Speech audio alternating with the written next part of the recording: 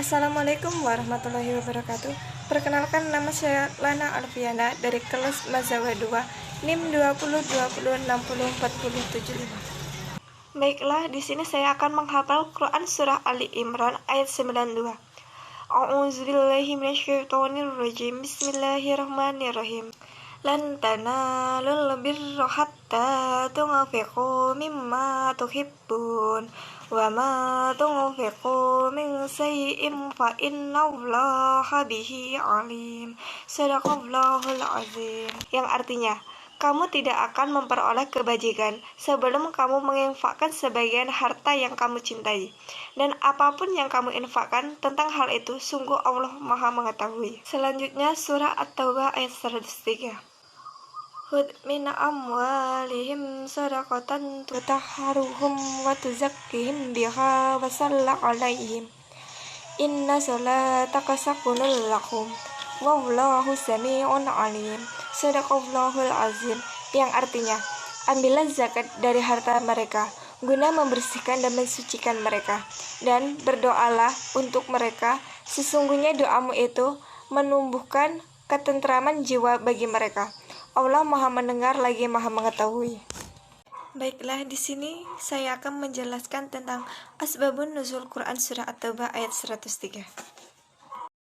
Asbabun nuzul dari Quran surah At-Taubah ayat 103 yaitu ayat ini diturunkan berkenaan dengan apa yang dilakukan oleh Abu Labubah dan segolongan orang-orang lainnya. Mereka merupakan kaum mukmin dan mereka pun mengakui dosa-dosanya. Jadi setiap orang yang ada seperti mereka adalah seperti mereka juga, dan hukum bagi mereka juga sama. Mereka mengikat diri mereka di tiang-tiang masjid. Hal ini mereka lakukan ketika mereka mendengar firman Allah Subhanahu wa Ta'ala yang diturunkan berkenaan dengan orang-orang yang tidak berangkat berjihad. Lalu mereka bersumpah bahwa ikatan mereka itu tidak akan dibuka melainkan oleh Nabi Shallallahu Alaihi Wasallam sendiri. Kemudian setelah ayat ini diturunkan, Nabi melepaskan ikatan mereka. Nabi kemudian mengambil sepertiga harta mereka, kemudian menyedekahkannya. Kemudian mendoakan mereka sebagai tanda bahwa taubat mereka telah diterima. Ibu Jarir meriwayatkan dari Ibnu Abbas bahwa Abu Labubah dan kawan-kawannya yang mengikatkan diri di tiang-tiang masjid ketika mengakui dosa-dosa mereka, dan Allah pun telah mengampuni mereka, datang kepada Rasulullah Shallallahu Alaihi Wasallam dengan membawa harta mereka seraya berkata, "Ya Rasulullah, inilah harta benda kami yang merintangi kami untuk turut berperang. Ambillah harta itu dan bagi-bagikanlah, serta mohonkanlah ampunan untuk kami atas kesalahan kami." Rasulullah menjawab, "Aku belum diperintahkan untuk menerima hartamu." Maka turunlah ayat ini, "Khudh min amwalihim shadaqatan." Lalu Rasulullah Shallallahu Alaihi Wasallam mengambil 1/3 dari harta mereka. Dalam riwayat lain disebutkan bahwa sebab turunnya ayat ini adalah sebagaimana yang diriwayatkan oleh Tabrani dan Baihaqi, bahwa Taslabah Ibnu Hatbah meminta doa Rasulullah, "Ya Rasulullah, berdoalah pada Allah supaya dia memberi rezeki harta pada saya." Kemudian berkembang biaklah domba Taslabah hingga dia tidak salat Jumat. Makna dari ijma Quran surah At-Taubah ayat 103 yaitu, Islam bukanlah ibadah, zikir dan doa saja, melainkan agama kepedulian terhadap fakir miskin dan pendanaan kepentingan-kepentingan sosial. Bahkan, salah satu dari kewajiban setiap orang muslim adalah membagikan sebagian dari harta kekayaan mereka kepada fakir miskin atau orang yang kurang mampu, yang dikenal dengan zakat. Mengeluarkan zakat hukumnya wajib, melainkan itu bersedekah juga merupakan perbuatan mustahab yang berulang kali ditentukan oleh para nabi. Dari ayat tadi terdapat 2 pelajaran yang dapat dipetik. Yang pertama, mengeluarkan zakat merupakan bukti kejujuran seseorang atas pengakuan imannya kepada Allah Subhanahu wa Ta'ala. Yang kedua, dalam menilai perbuatan baik orang lain, kita dituntun untuk bersyukur kepada Allah dan termotivasi untuk melakukan perbuatan yang baik. Bahkan Rasulullah Shallallahu Alaihi Wasallam mengucapkan salam dan mendoakan orang. Allah memerintahkan Rasulullah Shallallahu Alaihi Wasallam untuk mengambil zakat dari harta kekayaan mereka, yang dananya akan membersihkan dan mensucikan mereka. Yang demikian itu bersifat umum, meskipun sebagian ulama ada yang mengembalikannya kepada dhamir hum pada kalimat amwalihim, kepada orang-orang yang mengakui dosa-dosa mereka yang menyampurkan antara amal kebaikan dengan perbuatan buruk. Oleh karena itu, sebagian orang yang menolak membayar zakat dari kalangan masyarakat Arab berkeyakinan bahwa pembayaran zakat kepada pemimpin tidak boleh. Kalaupun boleh, harus kepada Rasulullah Shallallahu Alaihi Wasallam. Penafsiran dan pemahaman yang salah tersebut telah ditentang oleh Abu Bakar As-Siddiq dan semua sahabat Rasulullah Shallallahu Alaihi Wasallam. Bahkan oleh Abu Bakar diperangi hingga mereka membayar zakat kepada khalifah sebagaimana mereka membayar zakat kepada Rasulullah Shallallahu Alaihi Wasallam. Abu Bakar berkata, "Demi Allah, seandainya mereka menghalangiku dari anak kambing yang dulu mereka tunaikan kepada Rasulullah Shallallahu Alaihi Wasallam, niscaya aku akan memerangi karena hal itu."